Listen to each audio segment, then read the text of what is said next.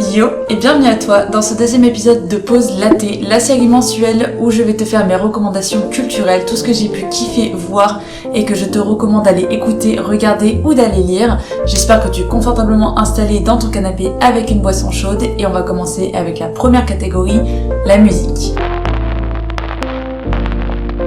Alors, pour la musique, j'ai fait pas mal de petites découvertes, mais je dirais qu'il y a quand même une ambiance assez globale à toutes ces musiques-là, c'est que je dirais qu'elles ont un côté assez poétique, nostalgique, assez doux, assez mélancolique. Je sais pas pourquoi, j'ai été dans cette ambiance-là, en marche, je voulais quelque chose de doux et de reposant, et j'ai fait plein de petites découvertes, notamment une artiste que certains d'entre vous connaissent peut-être, mais c'est Miki. J'avais déjà entendu parler d'elle, mais je n'avais jamais été assez curieuse pour aller découvrir ses musiques. Et qu'est-ce que j'ai été bête, parce que j'adore son travail tout simplement. Moi j'ai découvert du coup avec sa musique Particules, qui est son dernier single, qui a été animé par Émilie Tronche, la créatrice de la série Samuel, dont je vais vous parler juste après.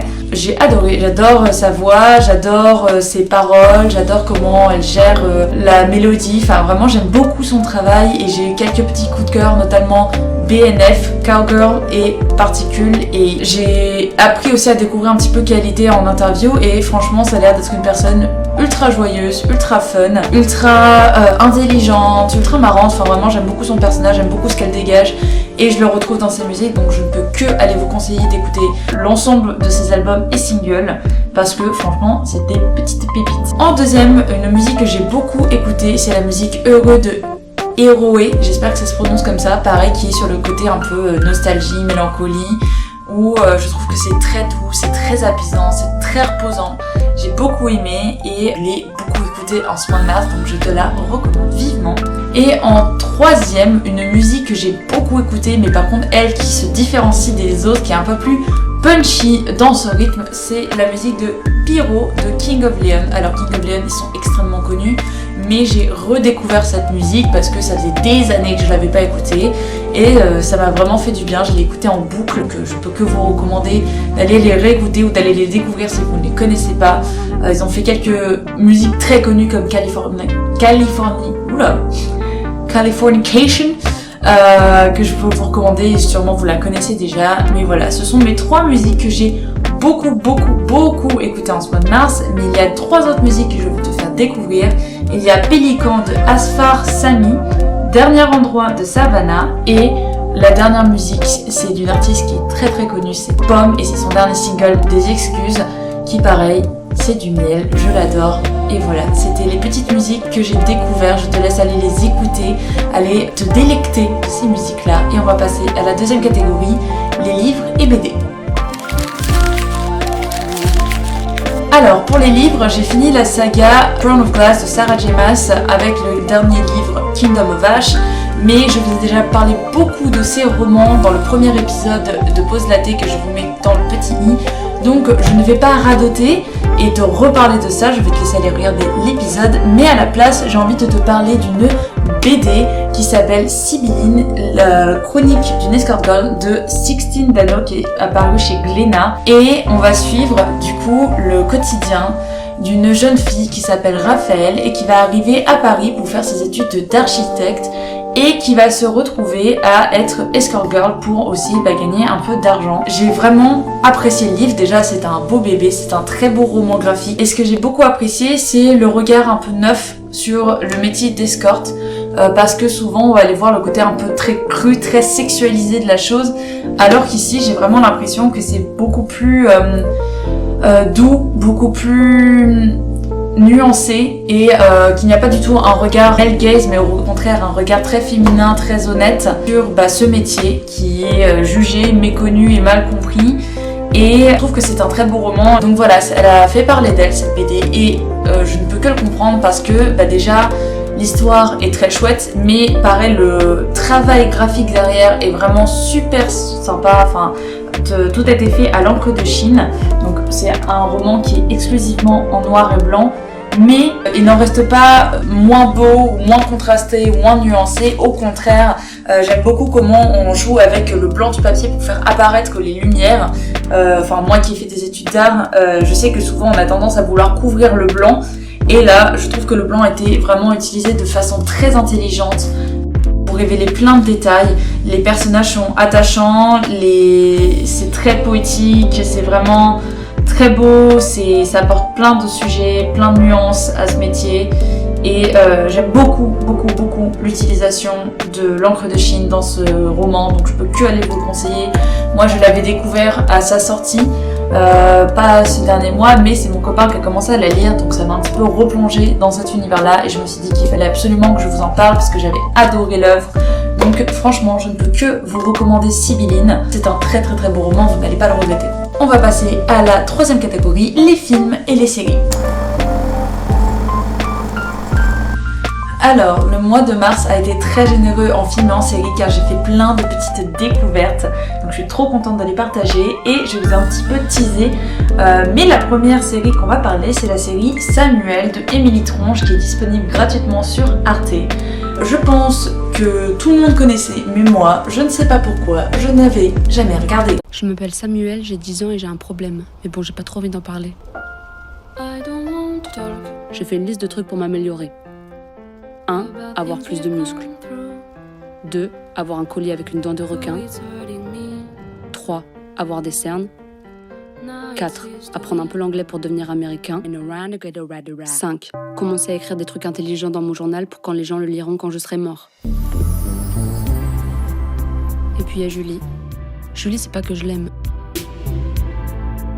C'est juste qu'elle a rigolé à une de mes blagues il y a pas longtemps. Je sais pas qu'est-ce qui s'est passé, pourquoi j'ai pas regardé, pourquoi j'ai jamais osé. Je connaissais de nom la BD, mais je n'avais jamais regardé les animations et oh mon dieu, qu'est-ce que j'ai été con parce que c'est du petit miel, du sucre et c'est une pépite. J'ai adoré la série, je l'ai dévorée. C'est une série qui se regarde très rapidement, c'est plein de petits épisodes qui sont combinés. Et en gros, on va suivre Samuel, qui est un petit garçon qui est à l'école primaire. Il me semble qu'il est en CM1 ou CM2.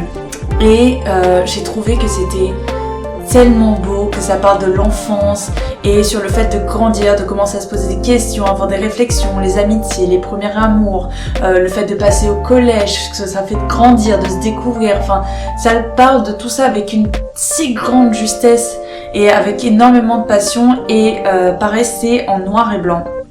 Et je sais pas pourquoi j'adore le noir et blanc en ce moment, mais c'est sublime. Enfin vraiment, les dessins qui sont justement un côté un petit peu enfantin, bah du coup ça fait encore plus ressortir le personnage de Samuel, ça le met vraiment en avant.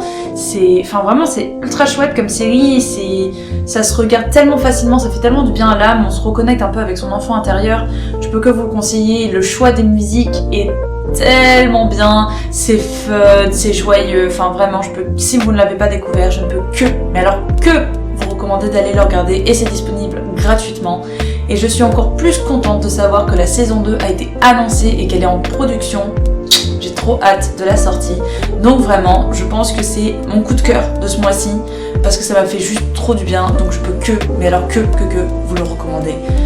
C'est du miel. Franchement, c'est top. Émilie Tronche, incroyable. Ensuite, on va passer au film. Et le premier film dont j'ai envie de vous parler, c'est L'amour, c'est surcoté, avec Karim Djemili et Laura Felpin. C'est un film qui est sorti en 2025. Tu sortirais avec un mec qui me ressemble, genre un peu à la même tête? Non. Bah, moi non plus. Ça faisait pile 3 ans que j'avais perdu mon meilleur pote. J'avais un truc à me prouver. Les seules fois où t'as concrétisé, c'était des plans Ice Mark. C'est bon, je suis discret, c'est tout. Enchantée, je m'appelle Madeleine. Moi, c'est les pancakes. Très marrant ça. Tu vois, qu'est-ce que je t'avais dit? Il s'est encore inventé une nana, lui. Mais t'inquiète, arrange pas, on va ken. Hein. Quoi? Pourquoi t'as tout ça là? Allez. T'es prostituée. Mais... Toi, je te préviens, pas de vanne raciste. T'as cru que j'étais un animal ou quoi? T'es un animal, Ouais, frère. t'es un animal. J'en connais un qui va encore envahir un nouveau pays. Mon zob. J'en avais beaucoup entendu parler parce qu'il avait fait parler de lui au cinéma. Et malheureusement, je n'ai jamais pu aller le voir au cinéma et après j'ai laissé tomber. Sauf que je me suis dit, tu sais quoi, j'ai un projecteur, autant que je le regarde et que je me fasse cette expérience cinéma. Et j'ai adoré faire cet exercice de découvrir les films, pas juste sur mon ordinateur mais sur mon projecteur, parce que j'ai vraiment eu l'impression d'être au cinéma, de prendre une petite pause pour moi. Et j'ai beaucoup apprécié le film. J'ai apprécié son regard sur l'amour, mais c'est pas le sujet principal entre guillemets. J'ai l'impression que c'est l'amour, l'amitié, que c'est le deuil, le fait de se reconstruire après un deuil, comment la thérapie peut aider, parce que du coup on va suivre le personnage masculin qui a perdu malheureusement son meilleur ami. Il l'a jamais vraiment accepté, il a jamais vraiment fait le travail pour passer à côté, et il va venir essayer de gérer tout ça avec de l'humour et aussi avec malheureusement du mensonge. En gros, il va rencontrer cette jeune femme dont il va avoir un petit crush, et plutôt que lui dire la vérité sur lui, il va commencer à lui mentir parce que je sais pas, il veut l'impressionner, il a envie de lui plaire, il a envie que ça fonctionne, alors que c'est quand même au fond de lui un gros romantique. Et du coup il se retrouve un petit peu piégé dans son mensonge parce que voilà quoi, il faut que maintenant il l'assume. Et en fait, on va suivre une histoire d'une guérison, d'une reconstruction, d'une amitié et de l'amour. C'est très drôle, c'est très beau aussi, j'ai beaucoup aimé les images. Mais en fait, ce qui m'a surpris, c'est que je m'attendais pas à tout ce côté guérison, de retrouver l'amour et le goût après un deuil d'une personne qu'on a beaucoup aimée. Ça m'a surprise et j'ai trouvé ça très chouette. Surtout que on parle de plus en plus sur la santé mentale et aussi sur le fait d'aller voir des psychologues, d'aller voir des personnes spécialisées pour nous aider. Et j'ai beaucoup aimé en fait qu'ils prennent un personnage que on pourrait avoir des clichés dessus sur cette personne, du coup elle est musulmane, et parfois on va avoir beaucoup d'a priori sur les hommes et leur caractère, etc. D'autant plus s'ils sont arabes, alors que je trouve ça con, mais bref, il y a des clichés. Et là, justement, on va prendre ce profil-là qui va justement faire une thérapie, tout ce travail, et être en écoute avec ses émotions, etc. Et je trouve que ça apporte beaucoup de regards et de nuances, et c'est très chouette. Donc c'est un très joli film que je vous conseille. Il est vraiment top. Donc franchement, vous n'allez pas regretter. C'est assez chouette à regarder en soirée. Donc voilà, je vais passer maintenant au troisième film qui je regarde, mais alors plus qu'après la guerre, c'est que là on est vraiment passé à un nouveau siècle. C'est Le Loup de Wall Street avec Leonardo DiCaprio. Je n'avais jamais regardé le film. Vous pouvez me jeter des pierres, je sais, j'ai une culture cinématographique qui franchement est nulle, mais je suis en train de l'améliorer et c'est ça qui compte. Mais du coup j'ai regardé pour la première fois ce film, et franchement, je ne sais même pas comment vous le décrire, parce qu'il se passe tellement de choses, il y a trop de choses. En fait, du coup, si j'ai bien compris, ça se base sur une histoire vraie. On va suivre le personnage de Jordan, qui est du coup trader à New York, et en gros, on va voir comment il a réussi à un petit peu arnaquer tout le monde. En gros, je ne connais pas du tout le milieu du trading et de la bourse, etc. Mais de ce que j'ai compris, il va réussir à enfreindre la loi pour s'en mettre plein aux as. Et on va voir du coup comment aussi, par les biais de la drogue et de l'addiction, et du coup en fait il a un peu fait de sa vie ce qu'elle est aujourd'hui, ses amitiés, comment elles se passent et comment un peu ça fonctionne dans son cerveau. Et en gros, donc du coup, il a réussi à arnaquer un petit peu tout le monde, et il y a le FBI qui est à son cul, voilà, qui en fait lui veut le mettre en prison, et du coup on va suivre dans le film comment il en est arrivé là et comment il va essayer de s'en sortir. Et il y a tellement de choses, c'est un film qui dure 2 heures, donc il y a le temps quoi, et il se passe beaucoup d'informations. Donc c'est pas un film que tu regardes en faisant la vaisselle à côté, c'est vraiment un film que tu te poses, tu le regardes, et ouais, c'est assez fucked up, c'est assez loufoque. Il y a beaucoup de sexualité, il y a beaucoup de drogue, il y a beaucoup de personnages qui sont un peu timbrés du cerveau, mais c'est assez drôle à regarder. En gros, il y a tellement de choses que c'est fun, mais c'est aussi un peu épuisant par moments. T'es dans le waouh, mais il se passe tellement de choses à la seconde, mais c'est très chouette. Et je pourrais dire que je l'ai vu et que j'ai bien aimé. Donc voilà, si vous ne l'avez pas vu, je vous recommande d'aller le regarder. Et on va passer au dernier film qui est mon coup de cœur film pour le mois de mars, c'est L'amour ouf. J'ai adoré le film. Tu sais, pendant toutes ces années, j'ai beaucoup pensé à toi. À nous, à ce qu'on était. Parce que t'avais tout gagé.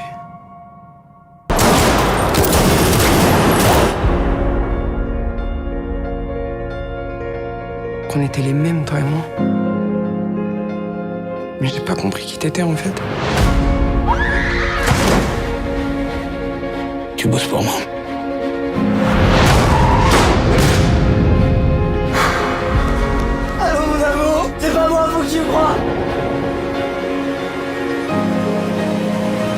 Pareil, je l'ai regardé un peu en expérience cinéma avec mon projecteur parce que comme pour L'amour c'est surcoté, j'avais pas eu le temps de le voir au cinéma. Et je suis tellement heureuse de l'avoir découvert parce que j'ai été happée du début jusqu'à la fin pour plein de raisons. La première, c'est que cinématographiquement parlant, c'était incroyable. Franchement, je prenais des photos avec mes yeux en me disant ah, ça c'est trop bien, faut que je le refasse, ça c'est trop bien, faut que j'y pense.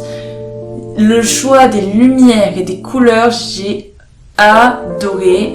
J'ai beaucoup aimé déjà l'histoire tout simplement. Donc en gros, on va suivre l'histoire de Jacqueline et de Clotaire qui vont se rencontrer au lycée et qui vont tomber amoureux. L'amour avec un grand A, l'amour puissant et passionnant. Sauf qu'il va se passer un truc qui fait qu'en gros ils vont être séparés et qu'ils vont ne se retrouver que des années plus tard avec la vie qui a fait son chemin, etc. Et du coup le film va jongler entre le présent et le passé et on va découvrir comment ils se sont rencontrés, comment ils sont tombés amoureux, comment les personnages évoluent depuis et j'ai adoré l'histoire. J'ai adoré montrer que l'amour parfois c'est passionnant et on peut pas le comprendre, on peut pas y faire grand chose, c'est comme ça nous happe. Et en plus de ça, les acteurs jouent extrêmement bien. Dedans, on a Alain Chabat, François Civil, Adèle Exarchopoulos, j'espère que je le prononce bien, et Mallory Wenneck. Et ensuite, on a le dernier qui est Malik Frika, j'espère que je les prononce bien.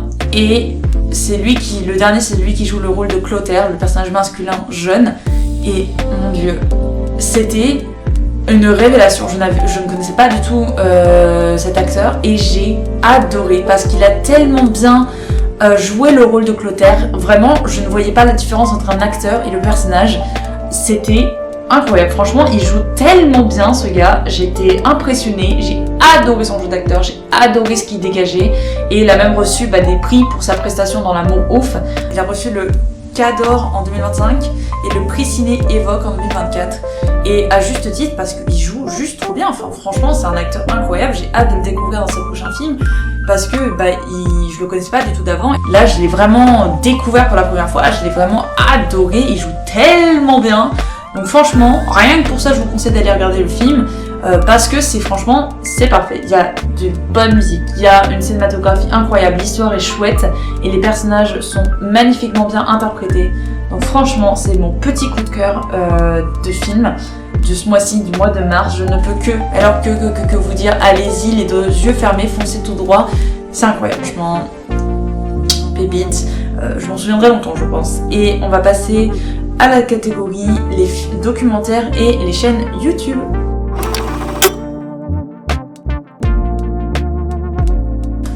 Alors, pour la catégorie documentaire et YouTube, j'ai envie de te parler de Louane Mancho. Tu la connais peut-être, elle fait des vidéos sur YouTube depuis 10 ans et elle a déjà apparu avec quelques youtubeurs comme McFly et Carlito, donc peut-être que son nom te vaut quelque chose.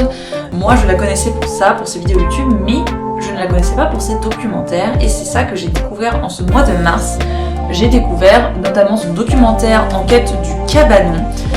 Où en gros elle va repartir jusqu'au Maroc pour retrouver le cabanon familial où ses grands-parents et ses parents sont allés enfants et ont grandi là-bas et elle va partir de la France et elle va y aller en train.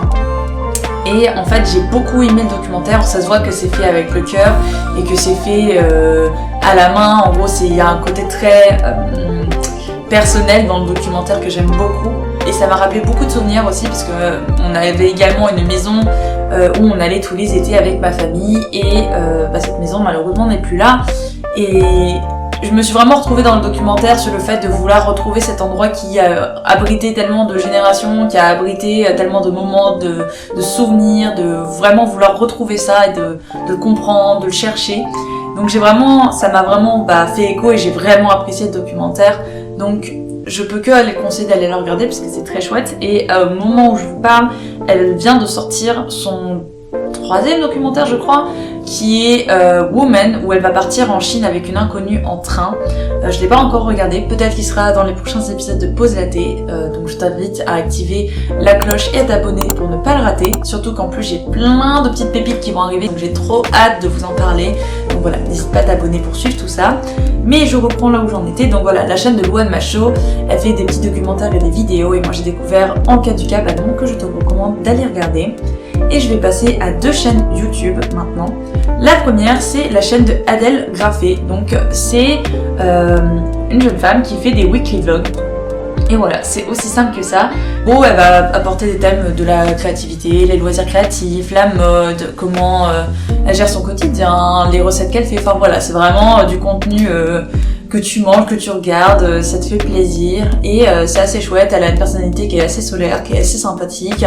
Franchement, elle a l'air d'être ultra douce, ultra généreuse. Donc franchement, j'ai beaucoup aimé sa chaîne. Et ouais, c'est fait avec le cœur et je sais pas, j'ai beaucoup aimé cette petite découverte. Donc si jamais ce genre de contenu t'intéresse, je t'invite à aller regarder sa chaîne YouTube. Et on va passer à la dernière chaîne YouTube dont j'ai envie de te parler, et c'est la chaîne de Theo Craftword, qui est un photographe basé en Autriche qui fait des photographies à l'argentique. Si tu ne me suis pas sur les réseaux sociaux, tu ne le sais peut-être pas, mais je me suis récemment mis à la photo argentique. D'ailleurs, j'ai fait une vidéo où je vais photographier les dunes des Pays-Bas. Je te la mets également dans le petit i. Je me suis levée à 5h du matin, donc je t'invite à aller regarder cette vidéo. Elle est très chouette et très reposante. Mais du coup, je te parlais d'une chaîne YouTube, donc c'est la chaîne de Théo. Et ce gars, c'est du miel en barre. Vraiment, j'adore sa chaîne YouTube parce que j'ai découvert sa chaîne juste quelques mois avant de acheter mon appareil. Et même si je l'ai pas découvert ce mois-ci, je me dis non mais je regarde ses vidéos tout le temps, il faut absolument que j'en parle, donc je te la partage ici. C'est apaisant à souhait. Il va faire des photos de paysages, de voyages, de ses randonnées. Il fait beaucoup de vidéos où il photographie le Japon également parce qu'il est mi-autrichien, mi-japonais normalement, si je dis pas de bêtises. Et franchement c'est trop chouette parce que tu vois des photos, il explique un petit peu son processus créatif, il explique son voyage et il a une voix. Franchement c'est de l'ASMR. Cette vidéo tu la mets et tu te détends instantanément parce que c'est doux, c'est calme, c'est relaxant. Vraiment j'adore. En plus d'adorer ses photos, j'adore ses vidéos et ça me fait toujours du bien, ça me met toujours dans ma petite bulle quand je la regarde, donc je peux que aller recommander d'aller regarder sa chaîne, également son site, pour regarder son travail et lui apporter de la force. Vous aimez la photo argentique, soit vous le connaissez, soit vous ne le connaissez pas encore, mais vous n'allez pas le regretter. Franchement, une petite pépite. Et dernière recommandation que j'ai envie de faire, c'est une nouvelle catégorie, c'est la catégorie artiste. Moi d'ailleurs, si ça vous intéresse que je vous mette en des comptes Instagram d'artistes que je découvre, ce genre de choses, parce que parfois j'y pense pas, je les note de côté, mais si ça vous plaît, je ferai plus attention à bien les noter pour vous les recommander parce que je trouve que c'est assez chouette quand tu es artiste de donner de la force à d'autres artistes. Et l'artiste du mois, c'est Maria Guimeras. J'espère que ça se prononce comme ça, il me semble qu'elle est espagnole. Et en gros, elle va faire des peintures à l'huile qui sont magnifiques. Voilà. En gros, elle a un jeu avec la couleur, avec la lumière, c'est flou et en même temps c'est pas flou, il y a tellement de détails, enfin vraiment, son travail est vraiment super beau, super chouette. Je vous recommande d'aller regarder, les couleurs sont très belles, elle utilise beaucoup tout ce qui va être la pastel et en même temps un petit peu le fluo, elle est beaucoup dans les tons rose, vert, blanc, jaune, mais pas que. Mais c'est très beau à regarder, franchement. J'adore son travail, je vous mets son Instagram mais également son site pour aller regarder ce qu'elle fait. Et c'était la dernière recommandation du mois de mars. J'espère que ça t'a plu. Si toi aussi tu as des recommandations, je t'invite à me le laisser en commentaire. Sachez que je lis tous les commentaires et que j'essaie d'y répondre et de regarder les recommandations que vous me partagez. Donc si jamais elles apparaissent dans les prochains Pause à thé, écoutez, je vous en remercie de me faire découvrir des choses. Et n'hésite pas à t'abonner, activer la cloche et à regarder le premier épisode de Pause à thé si ça t'intéresse, ou mes autres vidéos pour m'apporter de la force. Je te dis à la prochaine. Bisous!